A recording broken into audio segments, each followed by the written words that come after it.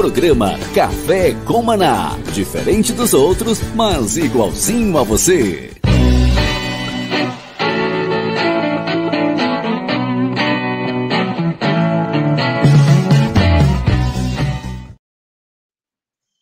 Shalom, graça e paz a todos. Bem-vindo ao programa Café com Maná, o programa que vem do céu para a sua vida todas as manhãs. Obrigado, todos os dias, né? Obrigado pelo carinho, obrigado pela audiência, obrigado por você nos seguir, nos acompanhar, estar com a gente aqui sintonizado na rede Sara Brasil FM, a rede que é pura unção do céu. Um abraço a Sinara Magueta, que já está ligada, Buenos Aires, buenos dias. Deus abençoe você. Um abraço ao Denis, que nos coloca e nos tira do ar. Um abraço a todos que estão me ouvindo em todas as cidades, onde chega o nosso sinal.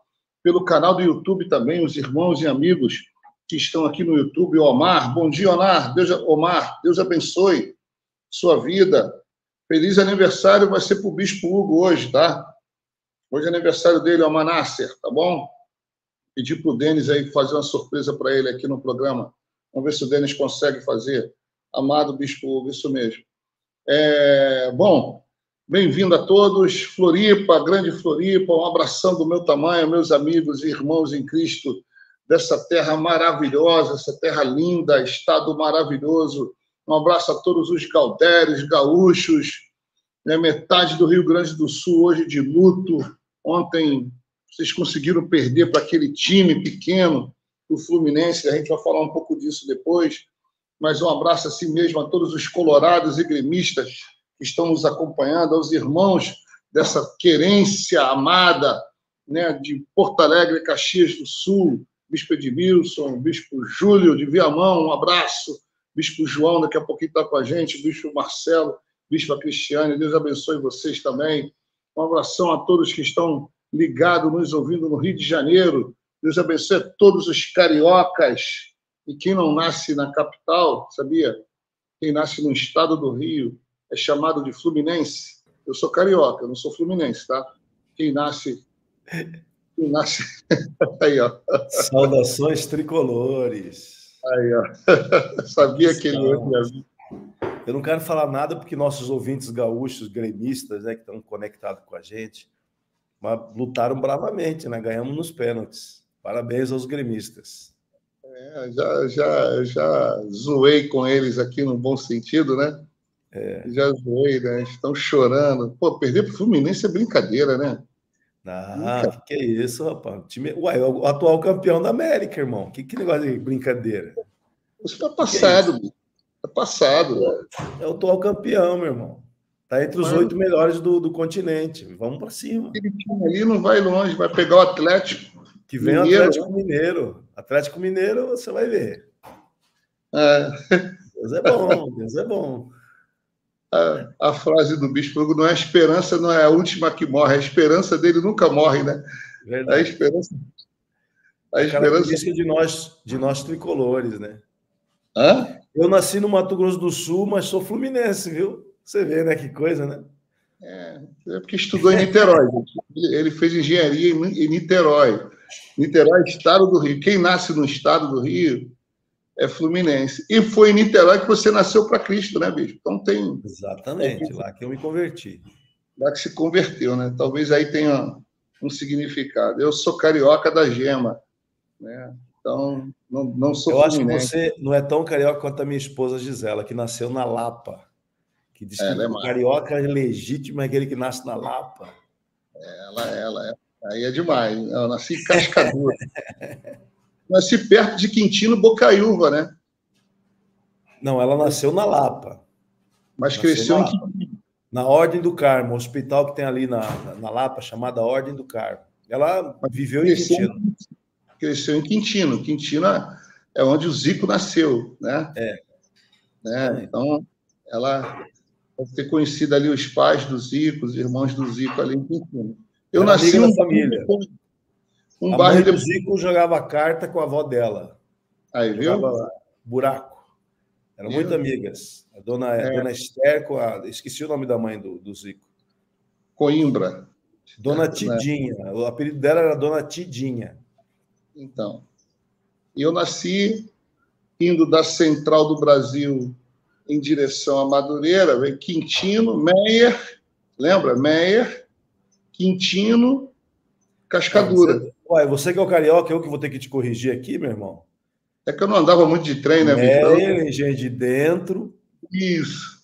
Engenho de Dentro. Aí vinha... tinha um no meio ali, esqueci o nome, tinha um no meio. Aí depois vinha Quintino. Depois Cascadura. Aí vinha Cascadura. Aí vinha Madureira. Aí vinha Madureira. Nasci ali em Cascadura, entendeu? Então, a casca é dura mesmo. A pressão, né? Eu morei em Cascadura também. Estudei lá no colégio chamado Arte e Instrução. Um colégio tradicional no Rio de Janeiro. Bem muito bom. Foi o primeiro colégio que eu estudei lá. Todos os meus irmãos estudaram lá. Ralando. Legal. Então, aí, mas tudo bem, né? Parabéns, então, aí aos fluminenses, né? Os tricolores. Tem que também dar parabéns, né? Venceram ontem, jogaram bem. Flamengo vai jogar com quem na Libertadores? Contra o Bolívar, na altitude, lá em La Paz. Ainda tem que ganhar, né? Para se classificar. Não. O primeiro jogo foi 2-0. Tem que empatar. Ou perder de 1-0. É isso. Tem que correr, conseguir correr lá na altitude. Você já foi em La Paz, bicho? Não conheço Bolívia, não. Nunca tive na Bolívia. Já foi em La Paz, bicho? Bem-vindo. Salve, senhores. Você já esteve em La Paz? Não? Santa Cruz de la Sierra? Já esteve lá? Não, nunca fui à Bolívia, não. Nunca fui à Bolívia. O Paraguai não vai muito à Bolívia, né? São parecidos, né? Já teve uma guerra Paraguai e Bolívia. É mesmo, é? O Paraguai venceu a guerra. O Paraguai venceu a guerra. São parecidos. Então, Bispo João, que zebra ontem, né? A gente torcendo pro Grêmio, né? E aí Você viu o jogo? Você viu o jogo, meu irmão? O Fluminense deu de uma canseira, errou cada gol. Que misericórdia. Misericórdia. Eu não vi o jogo, era do culto, né? Eu vi só os melhores lances. O melhor lance só tem Fluminense. Eu vi depois, né?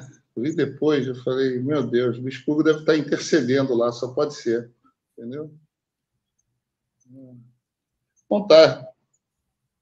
Como é que foram os cultos nas suas igrejas ontem? Como é que está o povo aí da Zona Sul, Bispo João? Eu não fui, né, por causa daquela gripe, né, que estava violenta demais, né?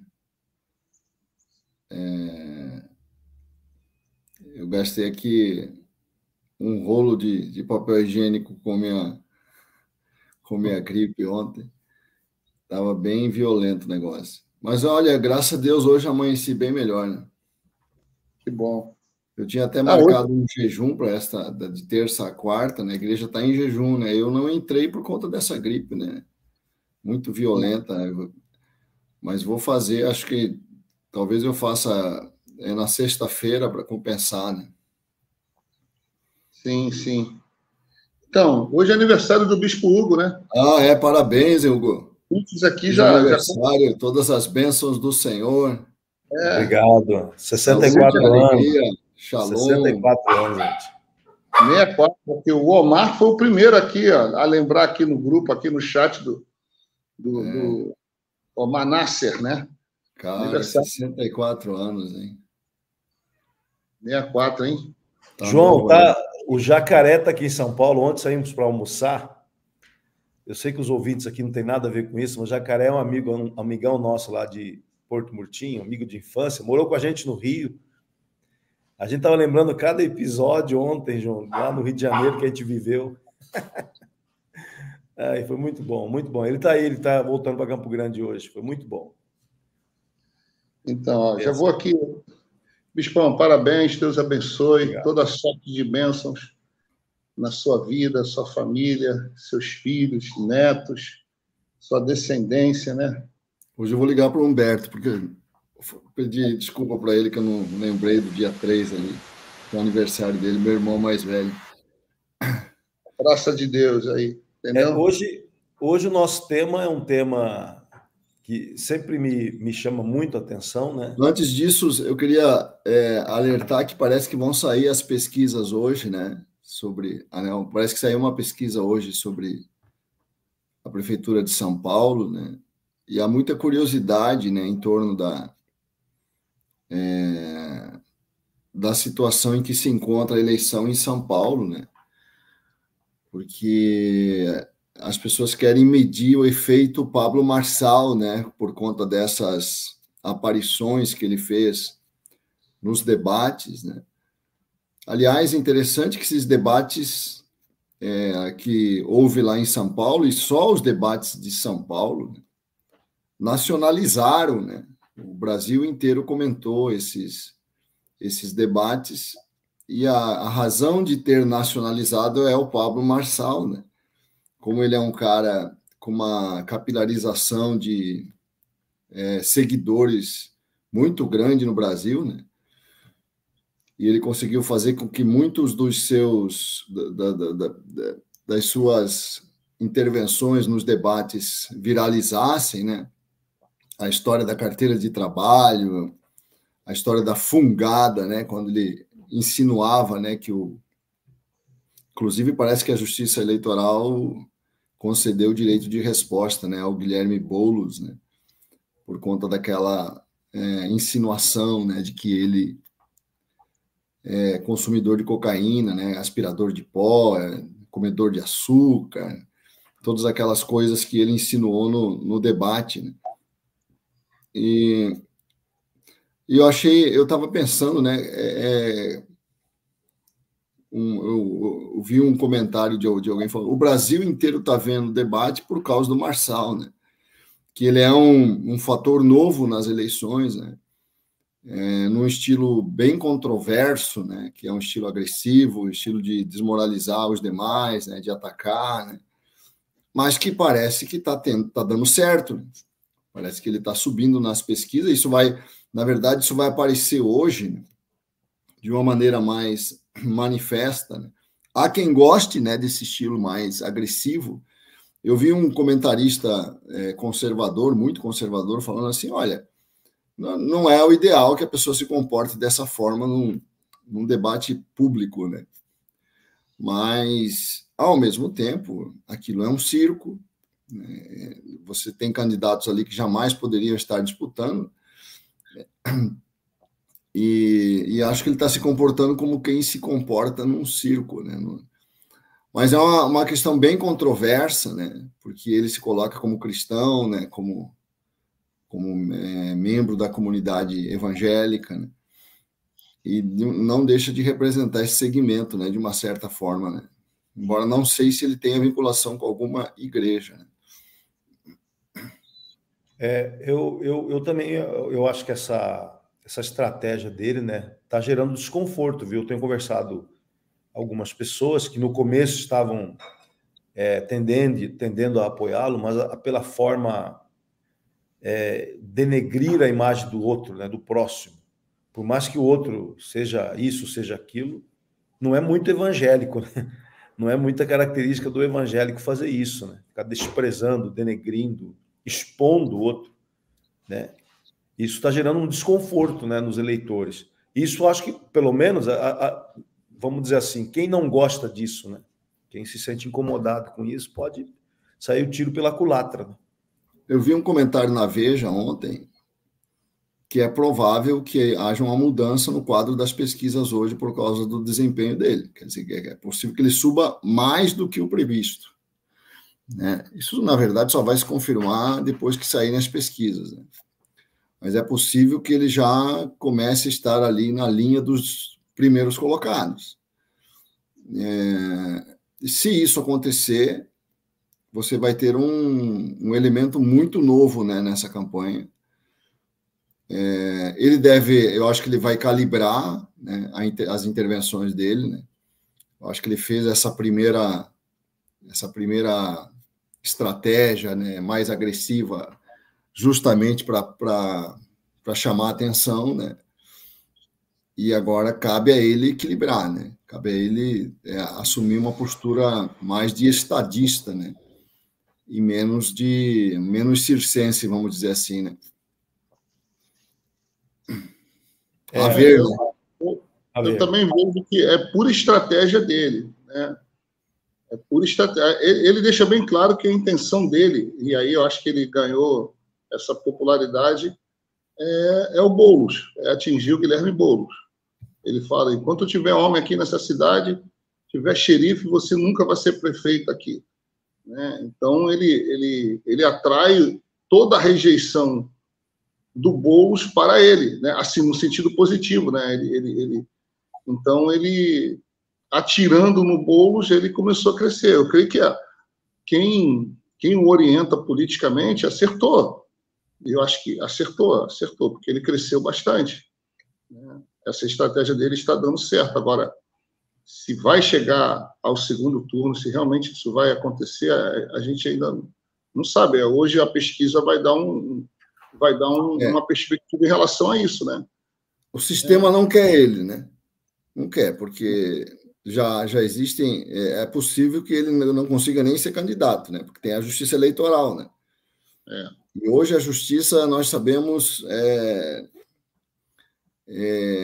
é um obstáculo para qualquer candidato, né? Porque o candidato, com uma ação na justiça, ele pode perder a candidatura. Antigamente, a justiça eleitoral era muito mais árbitra, né? Tinha uma posição muito mais de árbitra, né? Era muito difícil você caçar uma candidatura, era algo que você não é algo comum, né? Hoje não, né? Hoje, para você ficar inelegível, não vai muito longe, né? Há um rigor hoje na justiça eleitoral muito maior do que você via antes. Né? E muitos acreditam, né? Muitos dizem, né, que esse rigor normalmente se volta contra os candidatos conservadores. Você não vê o mesmo rigor contra os candidatos de esquerda. Né? É o que dizem, né? Eu não entro nessa controvérsia, né? Nessa polêmica, né? Mas o que se percebe, Denis, o Hugo caiu e está precisando que você recoloque ele, por favor, Denis. Como é que... Então, há um rigor hoje que não existia, né? Então, o candidato tem que estar tem que ter muito cuidado, né? E ele não está tendo muito cuidado, né? Está claro que o rigor não é imparcial, né? Está bem claro isso, né? Sempre... Olha, eu não entraria nessa controvérsia. Eu não faria esse juízo, sabe? Porque então, varia muito, né? Varia muito. Você vê a Justiça Eleitoral do Estado de São Paulo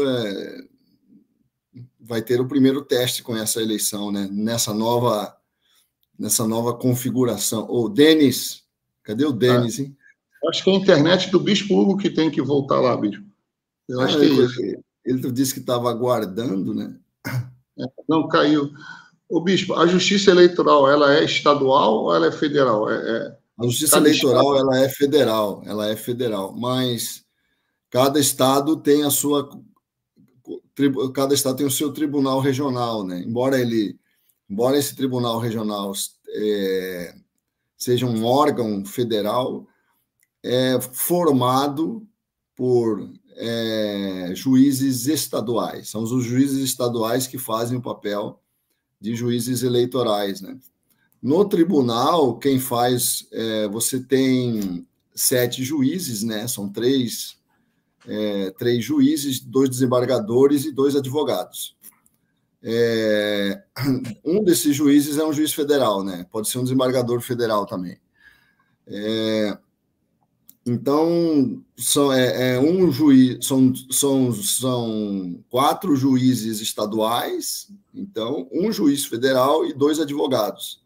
Então, a conformação é basicamente estadual, né, da composição, embora o órgão, né, a natureza do órgão, os atos sejam atos federais, né, porque o órgão é sustentado pela União, né.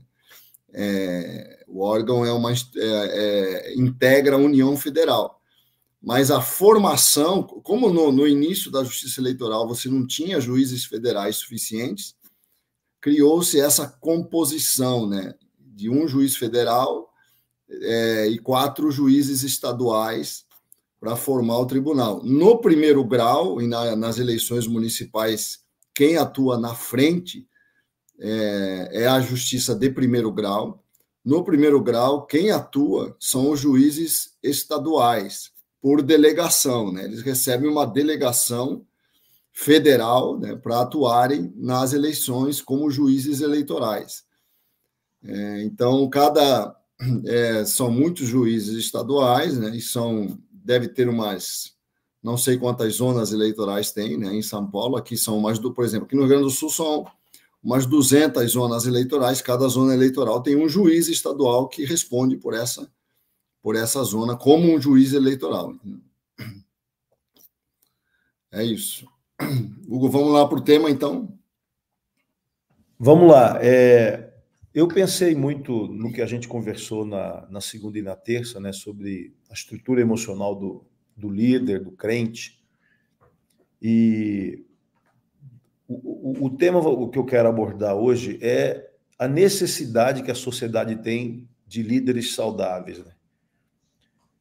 Quando Jesus vê as multidões, aqui em Mateus 9:36, diz: vendo ele as multidões, compadeceu-se delas, estavam aflitas, exaustas, como ovelhas que não têm pastor.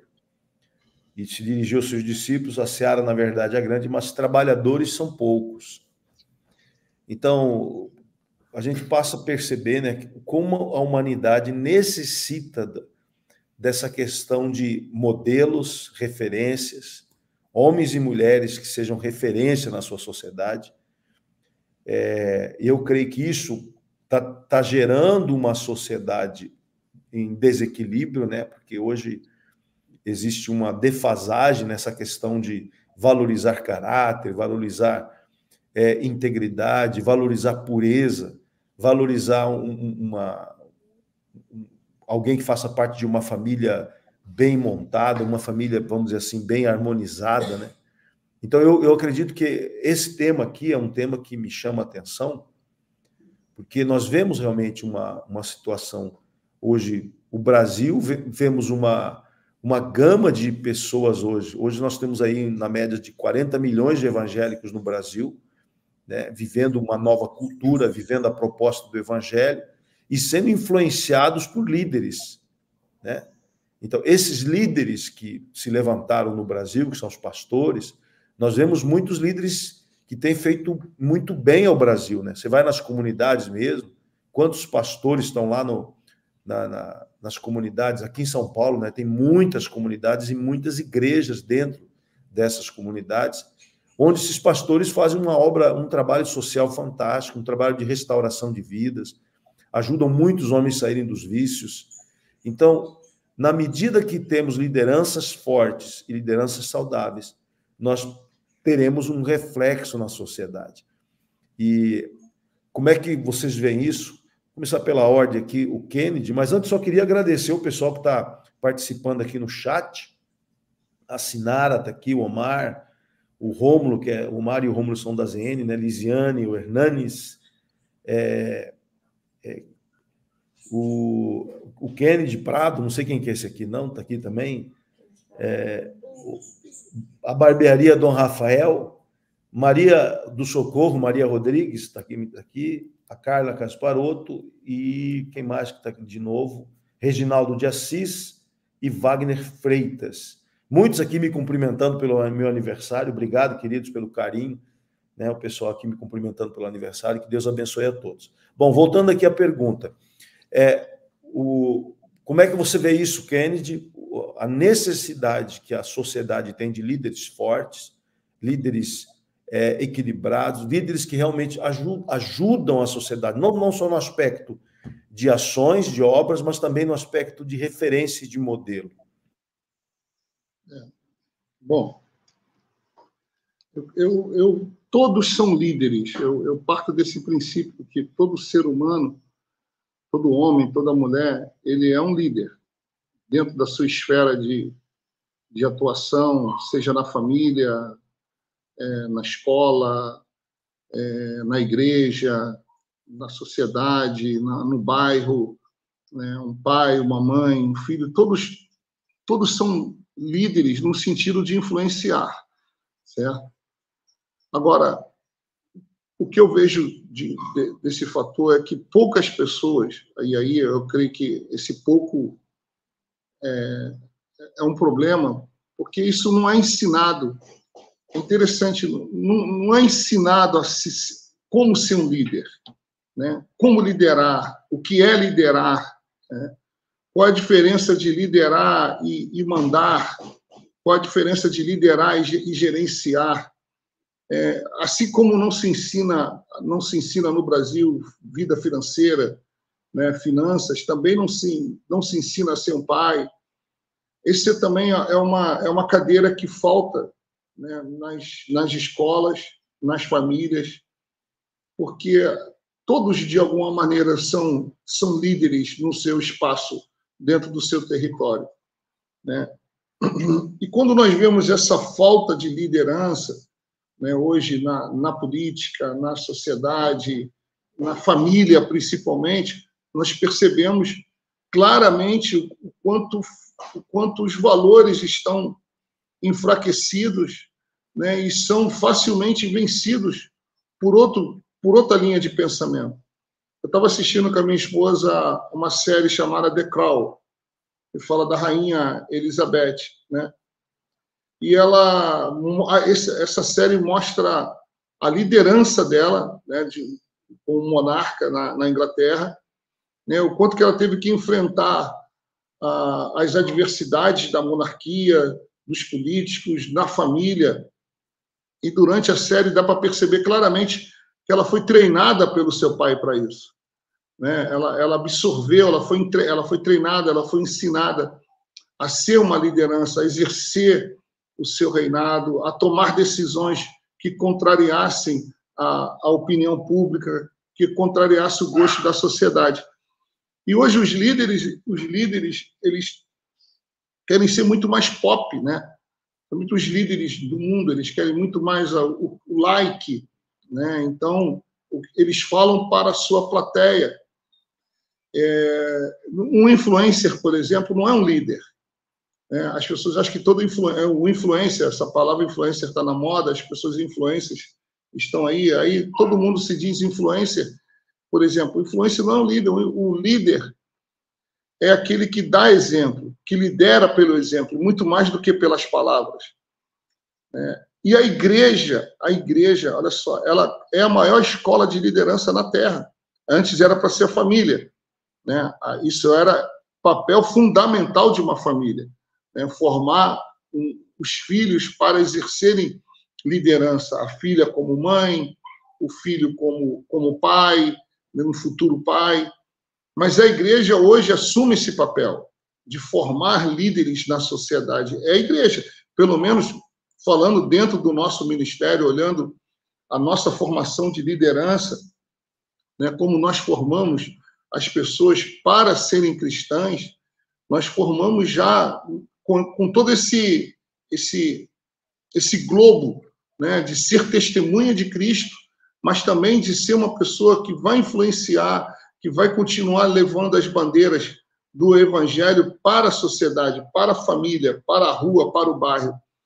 Então, há uma ausência, assim, no mundo muito grande, há uma ausência, nós vemos aí aqueles que se destacam nas redes sociais, mas, por outro lado, a igreja, ela é o maior centro de formação hoje de liderança, né? O Reginaldo de Assis, por exemplo, né? Eu o conheci no dia que eu assumi a igreja, aqui em Criciúma, há 8 anos atrás. E eu sentei na cadeira, numa das cadeiras da igreja, antes de começar o culto, ele sentou do meu lado, nós não nos conhecíamos. Aí ele falou assim, é a 3ª vez que eu venho nessa igreja. Ele não sabia que eu ia ser o pastor, então, da igreja. Aí eu olhei para ele e falei assim, você vai ser meu primeiro discípulo nessa igreja, né? Você vai ser um líder, você vai ser um grande homem. E ele é meu discípulo querido, amado, Reginaldo, 2, né? E ele se transformou num pai impossível, até antes da conversão, num homem que ninguém imaginava que ele fosse ser. Ele se transformou num marido numa referência para a família dele que ninguém imaginava que ele fosse ser. Ele se transformou num empresário, né, na área dele. Ele é o melhor serralheiro que tem aqui na região no sul de Santa Catarina, que ninguém imaginava que ele seria. E como ele conseguiu alcançar isso? E ele fala muito que o que transformou a vida dele, principalmente na questão de liderança, ele fala assim, ele é um homem, ele tem 43 anos, 45 anos, foi um instituto de vencedores. Hoje, ele é um dos principais pregadores sobre casamentos, porque o casamento dele foi restaurado totalmente, e ele ama falar sobre restauração de casamento, é líder de uma equipe de casais, e ele ama falar sobre isso, e ele influencia muitos a casarem, muitos que estão vivendo juntados, amigados, a consertarem suas vidas. De onde veio essa força? De onde veio essa escola? A igreja.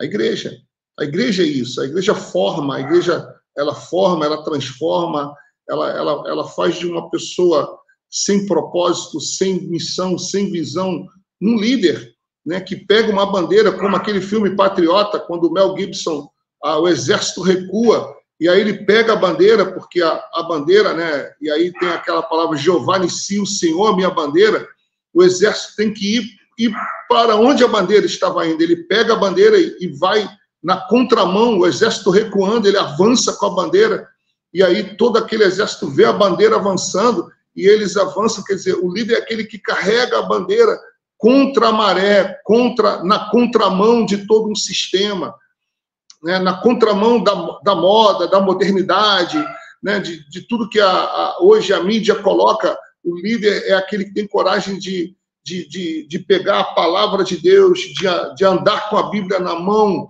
e no coração e seguir em frente. Então, no mundo não tem liderança que nos dê referência, mas na igreja, sim. Na igreja, sim. Ô, João, a gente vê que o movimento progressista quer minar um pouco essa liderança, vamos dizer assim, privada, liderança da família, liderança do pastor, e colocar só essa liderança na mão dos políticos e do Estado, né? Esse é mais ou menos o movimento que eu estou observando do progressismo. Como é que você vê isso? Essa, vamos dizer assim, tirando essa coisa tão importante que é a liderança do homem, do cidadão, do convívio pessoal e a própria família, né, que é um dos alvos do progressismo, isso tem afetado e isso tem sido difícil de assimilar, né, para nós que vemos a necessidade de uma liderança mais tradicional, no sentido a igreja, o pai, a mãe, né, e já isso no progressismo é visto assim como algo nocivo para o equilíbrio da sociedade. Como é que você vê tudo isso? A liderança masculina, né, também está debaixo de muito ataque, né? A masculinidade, essa noção do homem como líder, né, como protetor, como provedor. Existe uma acusação muito comum, né, na cultura, né, de que a configuração social do cristianismo é patriarcal, né? E por ser patriarcal seria uma coisa danosa, né? Porque coloca o homem nessa posição de liderança e tal. Mas agora o patriarcado, se for entendido na concepção de Jesus Cristo como um líder masculino que se sacrifica, né, pela sua família, um líder masculino que lava os pés, né, dos seus filhos, né, e dá a sua vida pela sua família, né, pela sua casa. Esse é um modelo de patriarcado cristão, não é um patriarcado pelo poder, né, que é governado pelo poder, mas é um patriarcado que é governado pelo sacrifício, né, pela disposição de eu liderar e me sacrificar ao máximo pela aquela comunidade que eu estou liderando, a minha família, a minha mulher, os filhos. E nós não podemos nos acuar diante dessas acusações que fazem em relação à liderança masculina, que é uma liderança super importante. Se a sociedade perde essa força da liderança masculina na casa, na igreja, a liderança do homem, o homem na sua posição correta, não numa posição de autoritarismo, né, mas numa posição de liderança, de condução, de amor, de sacrifício. E isso tem faltado, né? O homem tem ficado cada vez mais menino, né? Cada vez mais irresponsável, né? Cada vez mais fujão, né?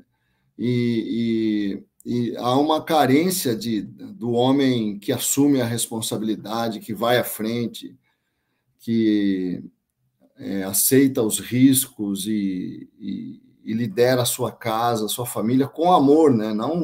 Não como mandão, né?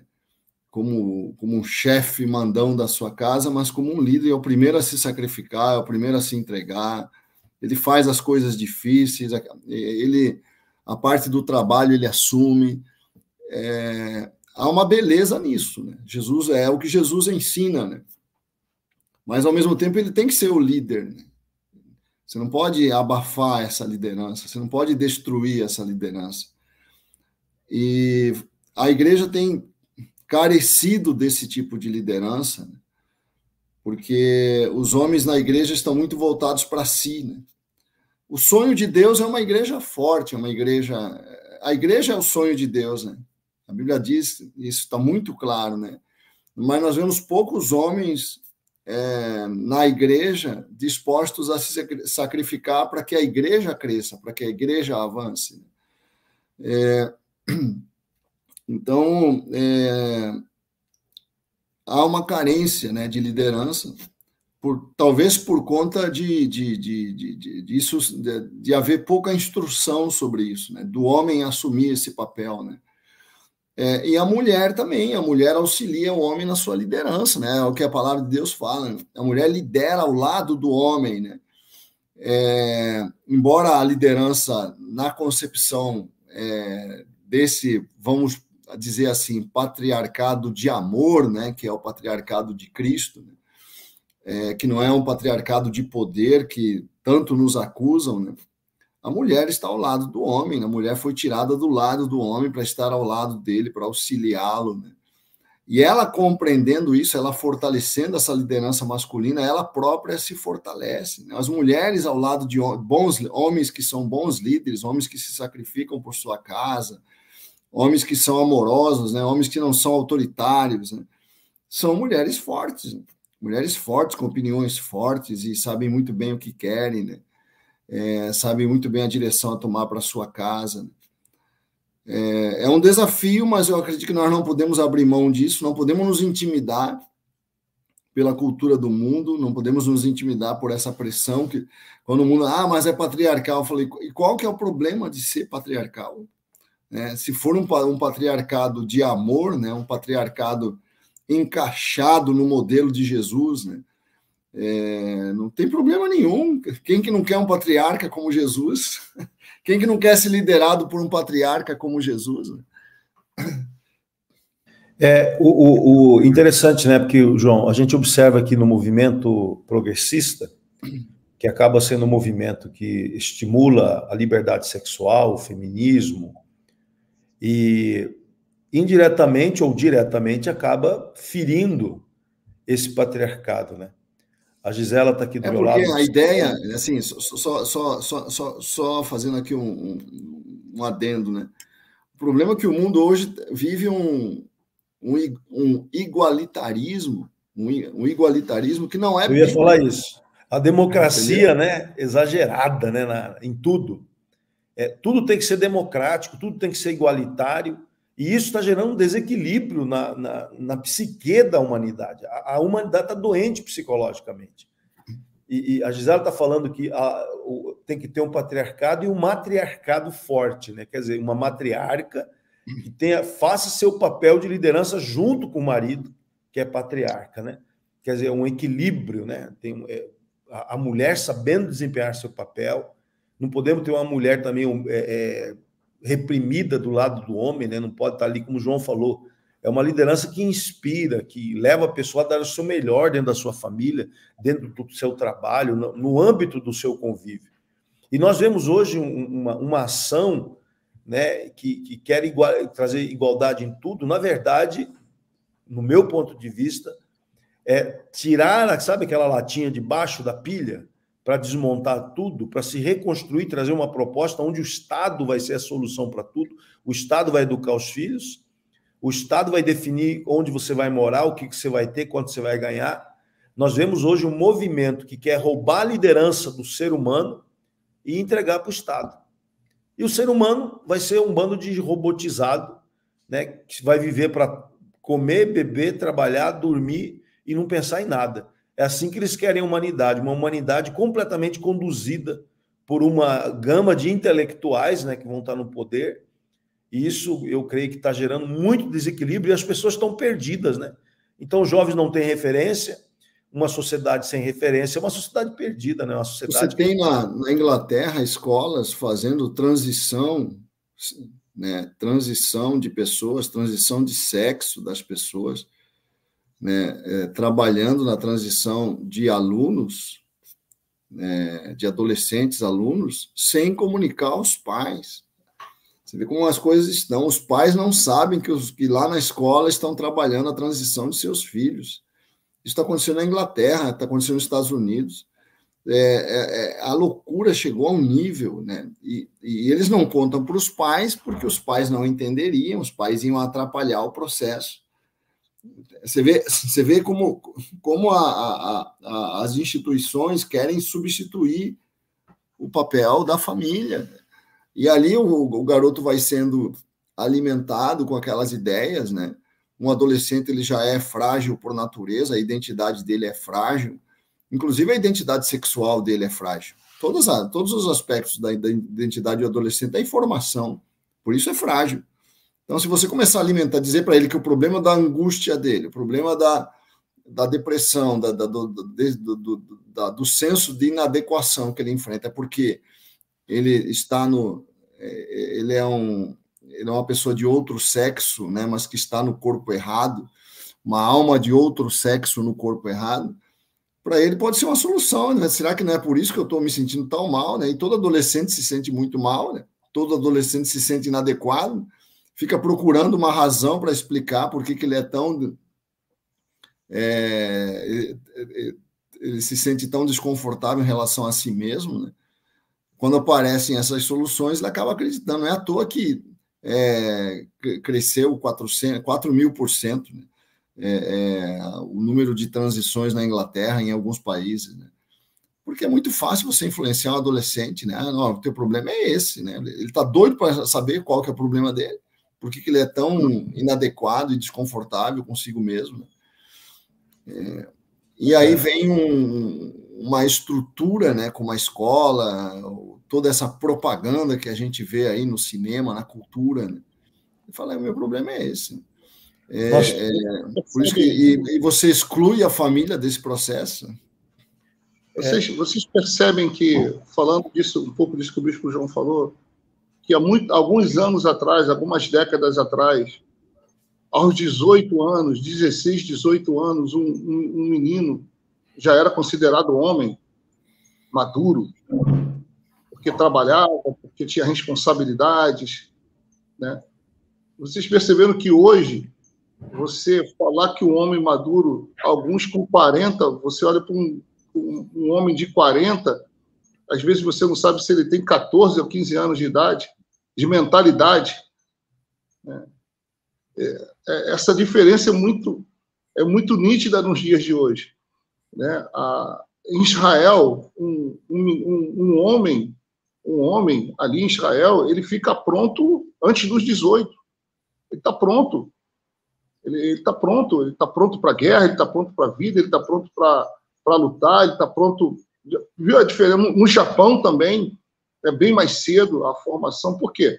Porque esses valores em alguns países não foram destruídos, como o bispo está falando na Inglaterra e no Brasil, né? Você conversa hoje com o bispo João no retiro de carnaval que teve lá em Gramado, ele falou algo assim que chocou o meu pessoal da igreja. Ele falou assim, eu não sei se ele lembra, ele falou assim, eu não quero ser jovem, eu não quero ser jovem, esses jovens de hoje, eu não quero ser como esses jovens de hoje. Antes eu queria ser, quando eu era jovem, eu queria ser como os homens da minha época, né? E hoje, eu não quero ser os jovens da época de hoje. Você lembra disso, Bispo João? Né? Justamente por isso, porque se perdeu essa referência. Mas assim, Bispo Hugo, no quarto tópico, aqui, eu queria só falar isso rapidamente, você colocou uma pergunta aqui que ela é muito importante, muito ampla, muito inteligente. As igrejas cristãs, eu não sei se entrar nesse tema agora, tá, Bispo? Investem em formar líderes ou só querem ter ovelhas? Exatamente onde eu ia entrar agora, né? Já que o Estado tá imbuído em minar o poder da família, porque se você tem famílias fracas, você tem um Estado cada vez mais forte, né? Cada vez mais o Estado define, e é isso que é a sutileza, que muitos crentes, muitos evangélicos não percebem, que o movimento progressista, que está capitaneado pela esquerda, opera hoje. Né? Aí as pessoas, você é de direita, você é de esquerda, a única coisa que eu percebo é a esquerda trabalhando nesse movimento progressista de fortalecer o Estado, que mina cada vez mais essa coisa bela que é a família. E aí eu vejo as igrejas, em vez de trabalharem em prol da família, formando líderes, né, fortalecendo pessoas e formando liderança mesmo, né, porque a liderança é algo muito inteligente, né, como você mesmo disse, Kenneth. A liderança é algo que muda a vida da pessoa, altera completamente suas colheitas, seus resultados, leva a pessoa a um outro patamar para administrar seu tempo, seu dinheiro, a sua energia, o seu temperamento. Né? A pessoa aprende o que ela não aprenderia numa escola normal, não é mesmo? Então, a igreja, eu creio que hoje ela está mais preocupada em ter muitos membros do que formar discípulos de Jesus. Nós temos poucos minutos, gente. Nós temos 8 minutos para acabar. Eu vou dar aí 3 minutos para cada um e aí a gente fecha aí os últimos 2 minutinhos. Fala, João. Eu acho que o líder ele tem que inspirar, né? Essa é a responsabilidade que o homem tem dentro de casa. Né? Ele ser uma inspiração para sua família, de oração. O homem transfere o papel de sacerdote para a mulher. Como é que tua casa vai ser forte se quem ora na sua casa é a mulher? Né?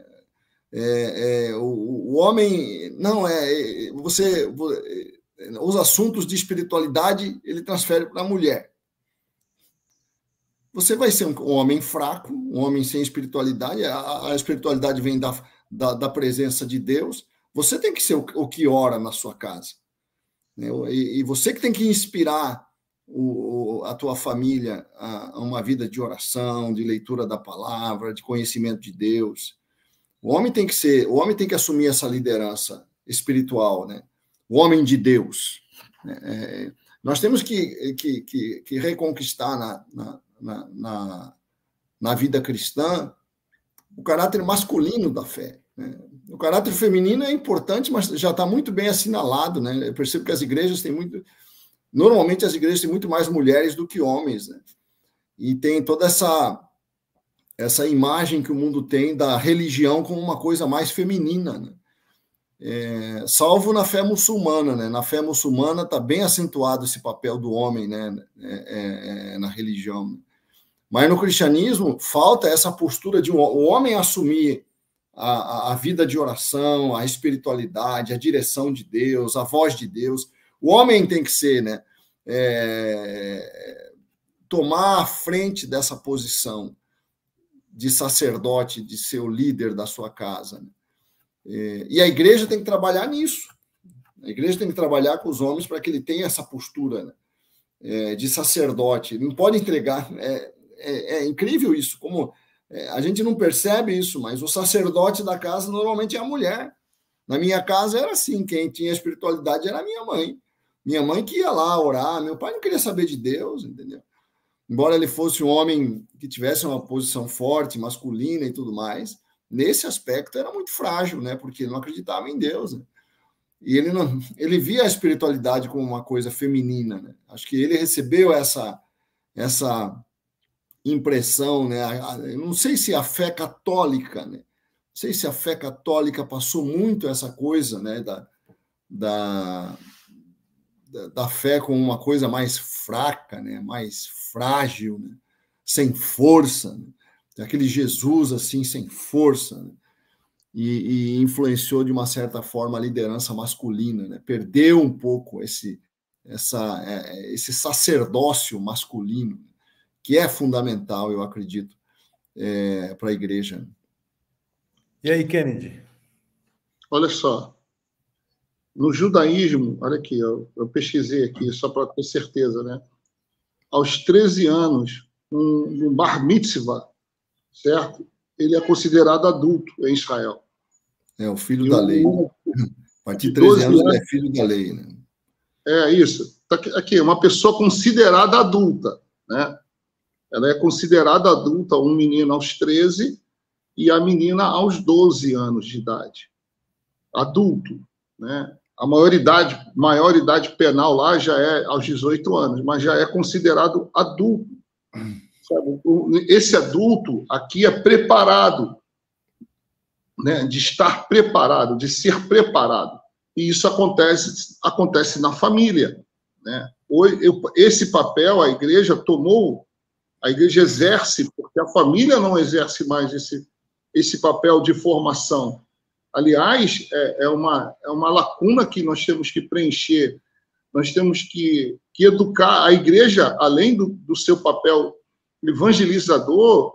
Hoje nós temos que ter um papel de educador também, de ensinar como educar, ensinar os pais a educarem os seus filhos, que também é um grande desafio da igreja, né? E é uma coisa que nós temos que nos preocupar, e é um espaço, está aberto, está um buraco, né, na sociedade, está um buraco também na igreja, essa formação, né, desses homens, dessas mulheres que não tiveram essa formação de liderança para liderar a sua família, liderar a sua casa, e não sabem como liderar, não sabem como exercer a paternidade, né, e a maternidade. Então, a igreja precisa também entrar nesses espaços que eram da família, né, e ensinar as pessoas a serem famílias, né. Acho que isso é muito importante. Isso é um tema muito longo, bispo, né, e eu queria, nem vai dar para discutir se a igreja, se é mais importante o líder ou a ovelha, né. Eu queria conseguir ter entrado nesse tema, é muito importante mesmo. Essa pergunta é muito ampla, né, uma pergunta de muita reflexão, mas fica aqui o meu abraço a todos. Quero agradecer a todos que estão participando, né, nos assistindo. Dê o seu like, compartilhe esse programa, né, para os seus amigos, irmãos, em nome de Jesus. Muita gente aqui participando realmente, né? A Maria do Socorro Rodrigues, ela tem muitas observações aqui, né? Ela faz aqui várias colocações desde o momento que a gente começou a falar de política, né? Comentários vários aqui do meu aniversário, agradeço a todos, Deus abençoe, né? Mas é interessante você ver como o pessoal tem interagido conosco aqui. Que Deus abençoe a todos. Nosso programa está chegando nos últimos minutos. Essa quarta-feira, que Deus possa acompanhar cada um, abençoar. E eu creio, viu, Kennedy, que o papel da igreja é formar líderes, ensinar as pessoas a serem líderes no seu ambiente social, porque é disso que a sociedade está carente. Últimas palavras, João. Registrar que liderança é serviço, né? O líder é o que mais serve, né? Essa é a concepção cristã. O líder não é o que manda no outro, né?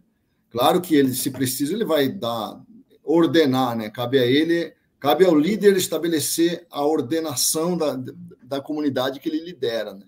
Nesse sentido, ele comanda, né? Ele tem o comando. Mas o principal perfil do líder é essa característica que nós vemos em Jesus, né? Que é servir, se possível, até a morte, né? A sua comunidade, né? Que é a principal característica da liderança de Jesus, né? Que deu a vida pela igreja, né? Quer dizer, eu acredito, nós temos que aprender essa liderança. Eu tenho que servir minha família, eu tenho que servir minha mulher, eu tenho que servir meus filhos, eu tenho que servir minha casa, eu tenho que trabalhar para que a minha casa esteja bem, né? Então, acho que isso é muito importante destacar. Né?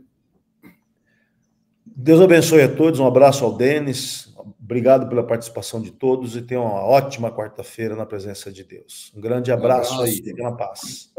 Até amanhã, shalom. Programa Café com Maná, diferente dos outros, mas igual.